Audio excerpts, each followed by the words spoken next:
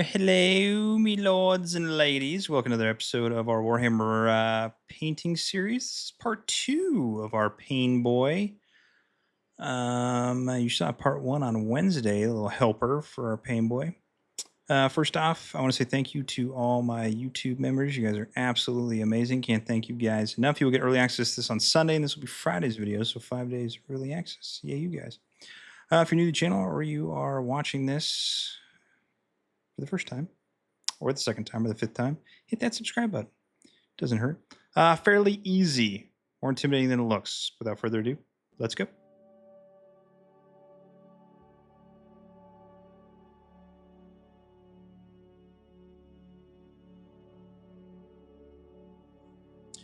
All right, the first thing we are going to do is obviously build our miniature. I am spray painting it black and then white from above with those black undertones for the zenithal highlighting. For all of our orc skin, if you've been watching any of these orc videos from me, then you know basically where we're going. We're doing some Orruk Flesh on all of the skin. So take your time. It does take a while to get all of this skin on that miniature. Once you're done with that, we're going to take some Black Legion. We're going to be using some regular base paints with some contrast paints to speed it up a little bit.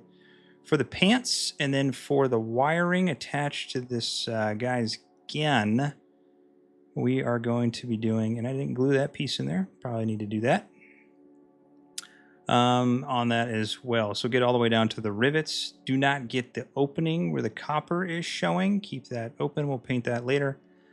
If you want to use a smaller brush, I'm using actually a pretty giant brush, which I wouldn't suggest using a smaller one. I'm just trying to push through it as quickly as I can.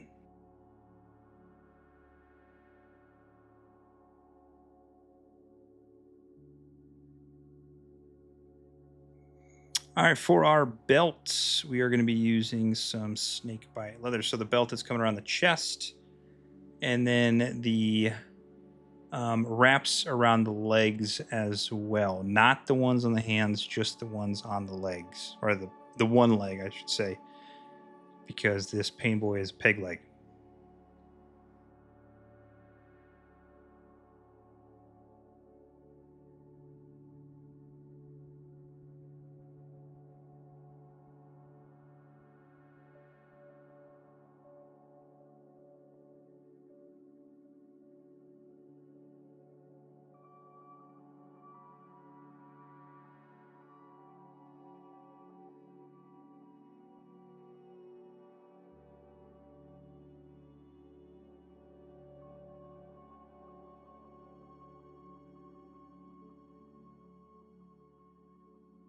All right, for the apron and the mask, we're going to take some gray Seer. And the reason why we're doing this, if you watch the first part of the Painboy Part 1, it was a little bit lighter, so I had to lighten this up. The zenithal highlighting was a little bit darker than I wanted it to be, so the Apothecary White was not going to work as well as I could. Now, you could paint this in gray Seer and then use the Apothecary White and then do the highlights, but I just decided to do paint all over it with gray Seer and then let that dry.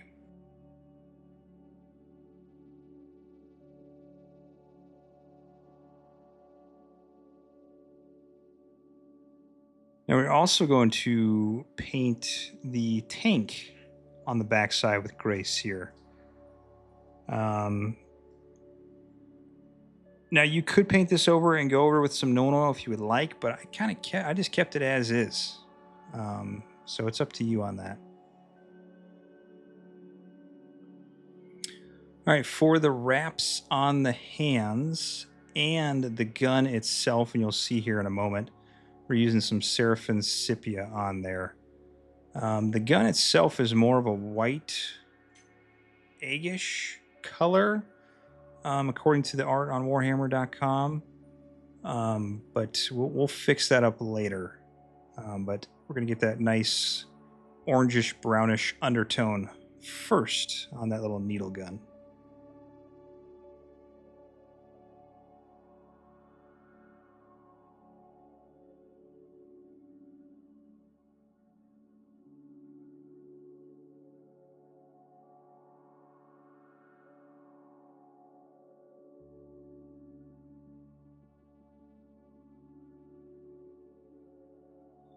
All right, lots and lots of metallics as it's starting to come together a little bit. For the giant needle gun area, we're going to paint all of this in Iron Warriors. All of our rivets, as you can see here, will be done in Iron Warriors as well. And you can also see, again, I'm using a very large brush. Sometimes I do this just to speed up the process to cover more surface area on the miniature. So for the claws as well, you'll notice where the rivets are is where it meets the hand. Just hit those specific spots and try not to get any onto the skin. So for the peg leg, along with all of the chains that are holding it together, and then the eye as well on the forehead or whatever that is. Try your best not to get it into the front of that eye on the head, as we're going to be using a speed paint on that in a later part of the video.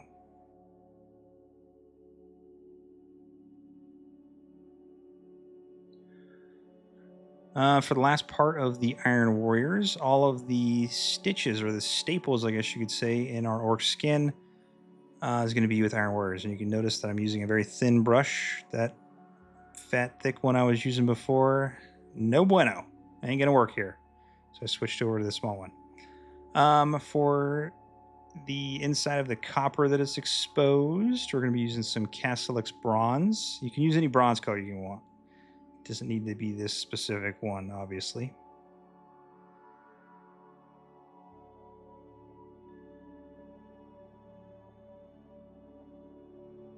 And then for our last base color, we're going to use this on two separate areas. The Morghast Bone on the stitches on the leg, and then on the teeth as well on the front of the face. You'll notice that I did all of the claws on the orc in black as well. And then we'll move moving on to the wash step.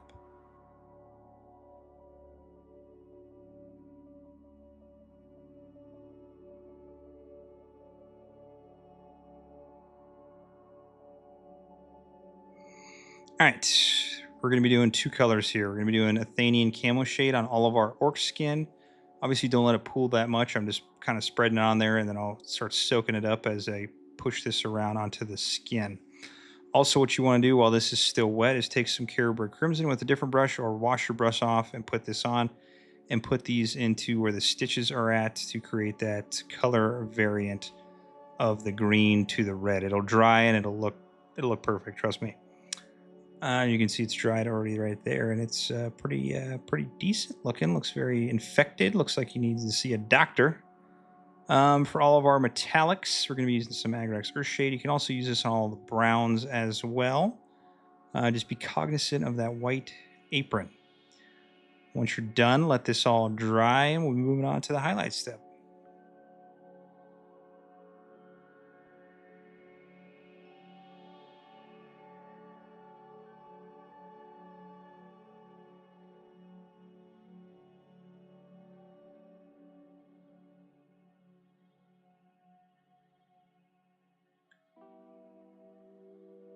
All right, for the skin. Now, again, if you watched any of these orc videos or goblins, you know that this is my favorite method of painting orcs and goblins. And that's what we're going to stick to. So for all of our raised areas, keeping our recesses dark with the wash, we're going to use some Orruk Flesh, just a reapplication of our original skin tone. Again, do not get anything around the recesses, and work your way around those staple areas. You want that to be more of a pinkish color mixed in with that green, as if it looks infected. Like our Painboy needs to see another doctor because his doctor skills are not exactly living up to par. So just go around, and you might need 2 or 3 coats on this, depending, to make it look smooth. Next, we're just going to use some Ogryn Camo shade. I know what you're probably thinking. It looks super bright when going on, but once it dries, it blends in very well with that Orruk Flesh reapplication. So just trust the process. Go through, look at all the raised areas, all the fingers, the face, all that kind of stuff, and just reapply that. And you notice that first part we've already painted has already dried and starting to blend in perfectly with it. Now you can do 2 coats on this. You can do 1 coat. You can do as many coats as you want. I do about 1 to 2 coats, depending on how bright I want certain areas to look, like that. And then for our last final skin tone, we're just going to put some blobs of Cadian Fleshtone on the lips, keeping a little bit of that green on. You can see I smudged a little bit on the white. It happens. And then we're just going to let that dry. All right, for our leather, the Snakebite Leather areas, we're just going to do an application of XV88 to smooth it out. We're not doing the entire thing. We're keeping a lot of the edged areas in the same portion. And then we will be moving on. I also did this, obviously, onto the Snakebite Leather wrap on that right foot. We are not using this on the wraps on the hands.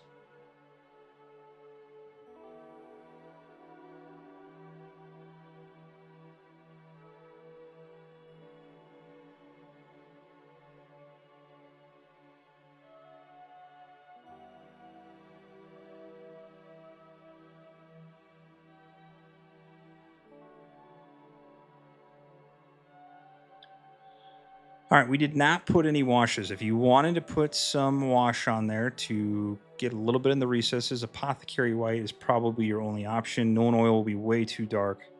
But I'm going through and cleaning it up with some Corax White, leaving a little bit of the recesses, like on the belly area, as is. This is going to be pretty white. Obviously, Corax White's more of a gray white. But I am going through basically everything on the apron and cleaning it up just a little bit. Obviously, there was some spatter and some other stuff that I had to clean up. It's hard to see on camera. Plus, we're going to cover it in blood anyway, so whatever. For our wraps, we're going through each individual wrap and hitting it with some Screaming Skull. You could do some edge highlighting on this if you would like, but I just went through and did all of them. Obviously, there's going to be a little bit of an undertone from that Seraphim Sepia, and that's exactly what you want. Now, in the next part, we're going to be doing the gun that's coming up, the needle gun. You can use this same color, Screaming Skull, if you would like. I went with the Ivory from Model Color, but it's basically the same thing. It's just much easier to get it out of the bottle. So, again, you can use whatever one you like. Either or will suffice. Now, this is kind of a pain. Now, if you get some onto the metallics, it's not that big of a deal because you got to paint over it here in a little bit. But this did take me several coats. The white on top of the orangish color is kind of a pain. It did take, again, several coats. Be cognizant. Try not to get any, like I'm about to, onto the little gauge area that you see through. That you see right there. For the pants, we're just going up on a little bit of those raised areas, doing it with some Dawnstone and not overdoing it. Just a little brightness application.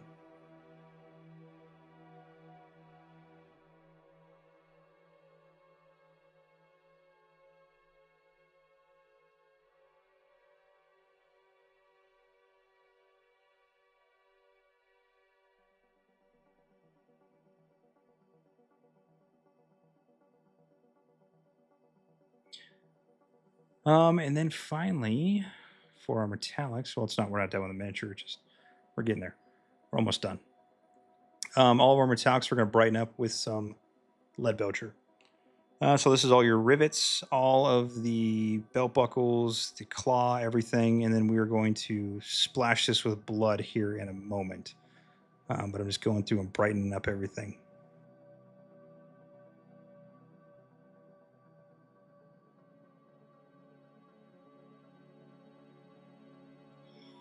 All right, for this, I don't know what this is. Someone probably knows. Leave me a message in the comments if you know what this is. Some Akhelian Green in there. The white will stick through and give you that natural highlight, so you don't got to do much to that. As I smash the camera. So I did put a little thing of white or the Screaming Skull, whatever you got, and then I'm just putting a little dollop of Baal Red in there, and you can see I got it onto the skin, no big deal. I will just clean that up with some Ogryn Camo here in a second. And we are putting this in the gauge as well. Make sure you do both eyes as well. All right, so for the technical painting portion of this, the blood for the blood god. So we're going to take an old brush and you're going to kind of stippling it on there. So just kind of smash your brush in there. Makes a weird pattern. It's not perfect, and that's exactly what you want. And as you can tell, my camera view is horrendous. We're going to put that on the gun. We're going to put that on the apron. Now, I feel like the apron is less is more in this scenario. You don't want to overdo it. You don't want to make it too blotchy. You want to make it look like it's smudges and smearing and transfer of blood onto this thing. And that's what we're going for.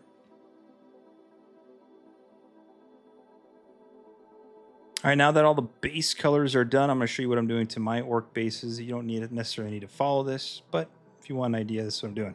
We're taking some Martian Iron Crest, and we are putting it on to the base. And then your favorite part of painting the miniature, means you're done, is the rim of the base. And we are doing ours in Abaddon Black. Now, I also did go through, put some Agrax Earthshade on that Martian Iron Crust, and then I let it dry and did a dry brush of some Scrag Brown. But that's it. That's all she wrote. Not too difficult.